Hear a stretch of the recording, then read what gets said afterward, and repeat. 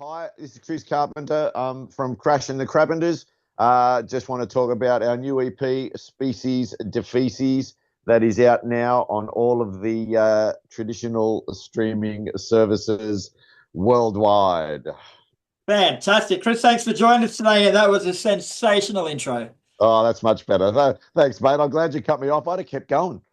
I know you would. I'd still be sitting here next week. You'd be doing interview number 7 at 12:30. Very cool. We'll get through this one first, but Half Crash past and the 11, Crapenters. half past 11 Brisbane time, I should say. We're an hour in front, I think, over here. You are indeed. It doesn't mean you know an hour more than us. It just means. Oh, but probably means we're now an hour less. We've wasted an hour. I was actually up in Brisbane a couple of weeks ago for a work expo for me real job, and man, I was loving it. By 7 o'clock at night, I was ready for bed. It was unreal.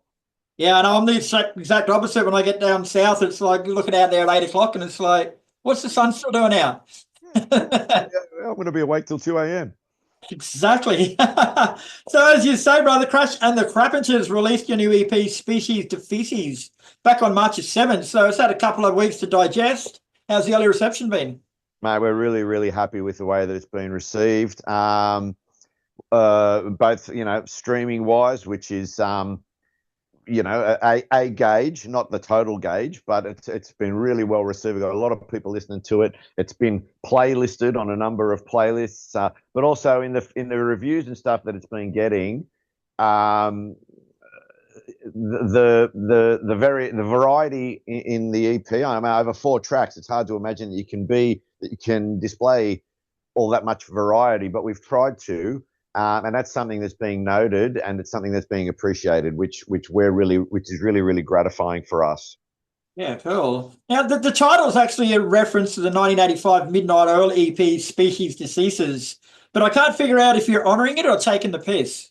Mate, no, it's completely it's there's no irony around it. I'm a massive fan. I'm a massive Midnight Oil fan to start with, but that EP was a real sort of turning point for them. And if you look back at Midnight Oil, there was sort of everything that went before that EP. When we're talking about 10 to 1 and red sails and the embracing of technology.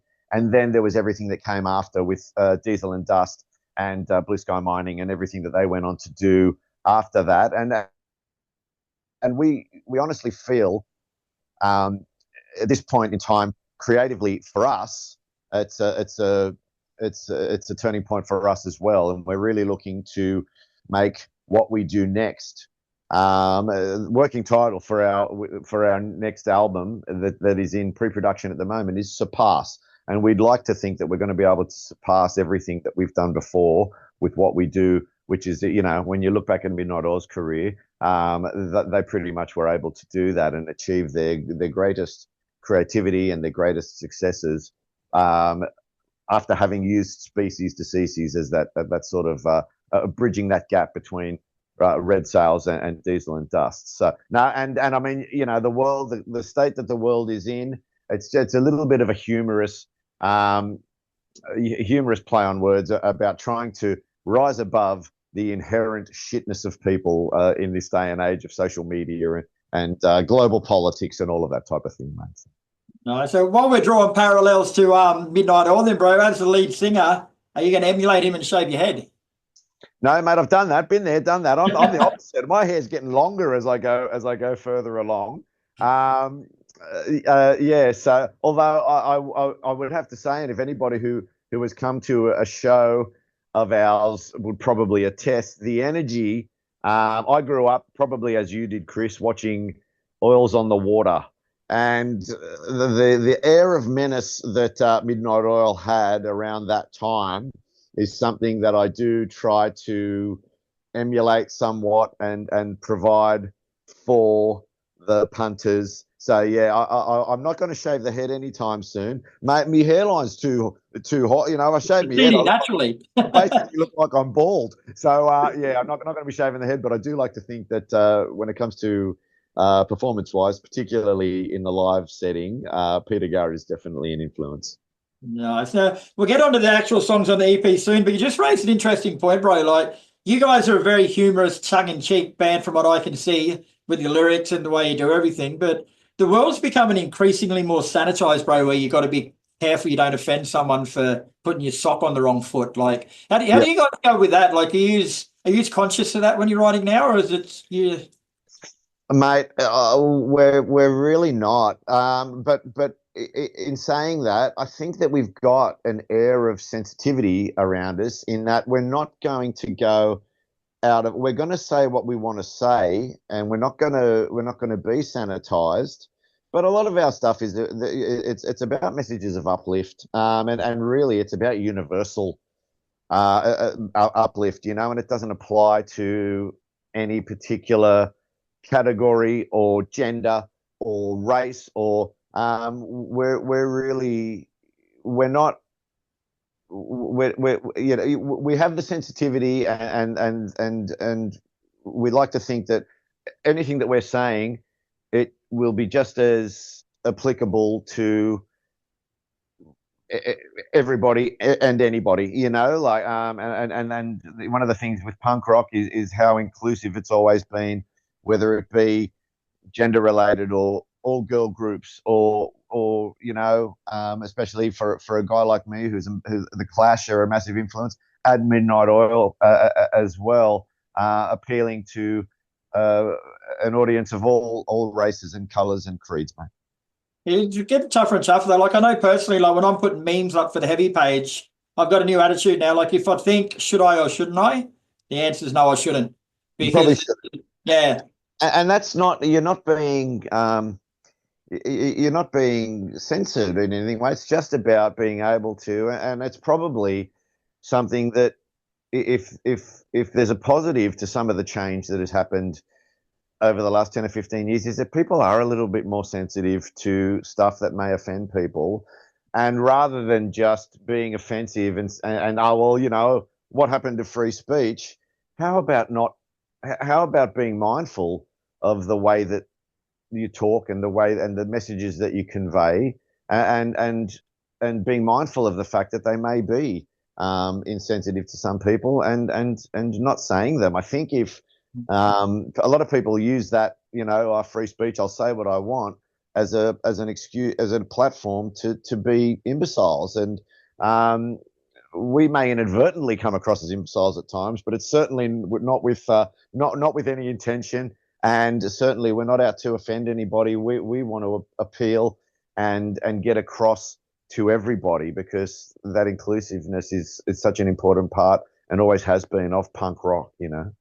well said, brother. Now, one thing I love about doing interviews about EPs is there's not many songs on them, so we can chat about them all in depth. So there's only 4 songs on this one.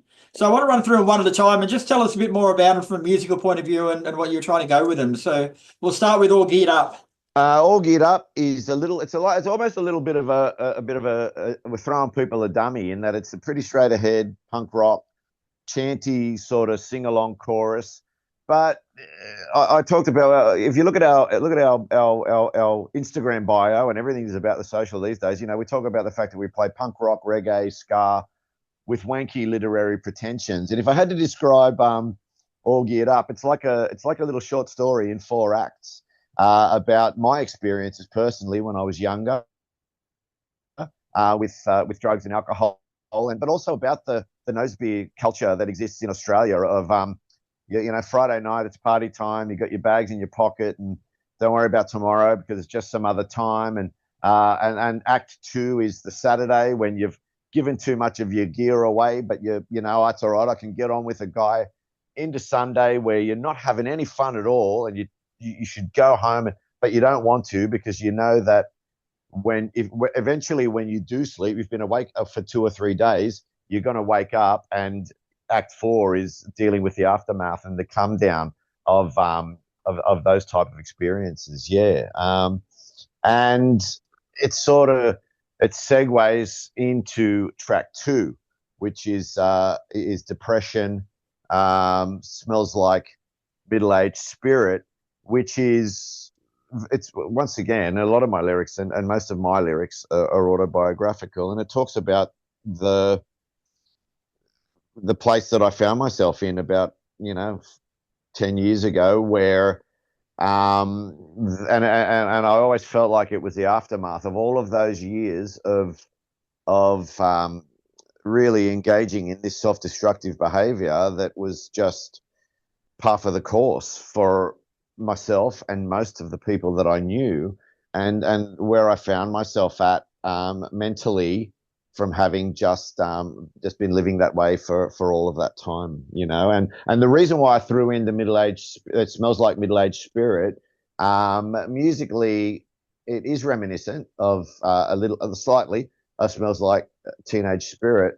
But when I looked around at so many of my peers and people that I know who are middle aged, a lot of us found us we're all in the same boat and dealing with the sort of the mental health issues that all those years of mistreating yourself, basically, when you're young and 10 feet tall and bulletproof, and the aftermath of that type of behavior. Very cool. All right. So we'll skip on to the third track then, which is The Devil's in the Detail. The Devil's in the Detail was written by Dave Lewis, who's our guitar player and the other chief songwriter in the group, though all of the guys in the band do write. The Devil's in the Detail, I really love it because when Dave brought us in the demo, it had that sort of industrial thing to it, which I loved. And it's a little bit lower key. Certainly, I'm singing in a lower than I normally would. And there's it's got that little bit of that air of menace to it, which I love. Talking about Midnight Oil and that air of menace. I feel like all bands, once they lose that air of menace, they lose something. And that song, and that song, I think it talks about a lot about the COVID experience, which was coincidentally the time frame of where I was dealing with the issues from track 2, and how the two sides were never going to be able to agree, and both thought that, when we're talking about people who are vaccinated and people who are anti-vax, and how both sides thought the other was wrong. And when you're thinking in black and white like that, you're never going to be able to compromise. And that song it's basically about just sort of saying, we're never going to compromise. We're never going to be able to compromise. So I'm not going to enter into those arguments. This is how I'll say my piece with this track, The Devil's in the Detail. And I'll leave it at that, Okay, we round off with the fourth track, Off the Bricks. Off the Bricks is me, and it's I wanted to finish this EP on a bit more of an uplifting tone. And if you listen to the lyrics, it's just basically all of the things that I did over the last 5 to 10 years that have helped me to get myself to a much better place mentally. Like it's looking within for starters, and then living in survivor mode and having to deal with the consequences of that. And I go through my breath work and my yoga and my meditation and my weekly therapy sessions. And it's almost just like I'm cataloging all of the measures that I took to try and get myself into a better place. And I'm really, really glad to say that. And I'm not saying that one of those or all of those, everybody needs to find their own way. But I'm saying that for me, that was what, and it's got a bridge in that, or a pre-chorus, and it says, it's addict. Yeah, addict. It's sort of like sort of like talking to myself, that inner dialogue, and acknowledging that when you've got that type of addictive personality, you've got to admit it. First step is admitting it, and only then you can sort of improve and get beyond it. And the core Off the Bricks is just about dragging yourself up off the ground, doing it for yourself, not pulling other people down to try and build yourself up, but just dragging yourself up, and by doing so, hopefully bringing some people with you. Like that's the whole. Talking about the messages of uplift and that type of thing. If we achieve nothing else musically or creatively, if we can have people who identify with our lyrics and identify with what that we are trying to say, and feel less alone because they can identify with the fact that we've been through and are going through some of the things that they are. Then what that's as we'd be really happy if we're able to achieve that sort of thing. For sure, bro. So what's Crash and the Crapenters got planned for the rest of 2025 and beyond, mate? You got gigs and stuff planned? We're busy, mate. We're very busy. We've got we're looking to play once a fortnight, once a month. We've got shows lined up for the next little period of time. We're coming up to Darwin and Rockhampton and doing a tour with our great friends Tattered and Torn at the end of June and in early July, which is exciting, and for a bunch of middle-aged guys like ourselves, it's a sort of once in a lifetime opportunity to do that, to play the 7 shows in 10 days and just completely wear ourselves out and live that rock and roll lifestyle to an extent. But the rock and roll lifestyle only extends to the playing of the shows. Generally, after a show, we're all sipping waters and getting to bed early to get ready for the next one. So, and then there's other. I mean, as I said, we're in pre-production. I'd like to have, when I look back, and you seem like you're a similar vintage to me, Chris. When I look back at a lot of the bands that I loved coming through, they were busy. It wasn't like it is now with a lot of the high-profile bands where you make a record, you tour for 3 years, you have 18 months off, and put another record out 5 years later. Our 4th full-length album, Surpass, I'd like to have out late 2025 or early to mid 2026, and just keep building on the creative platform that we've the foundation that we've set. Nice. And where's the best place to keep up with what you guys are doing?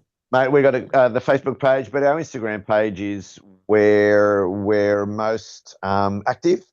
So anybody who would like to chuck us a follow, it's Crash and the Crapenters at Instagram.com. And that's where we share, as I said, that's a social media platform that we're most active on.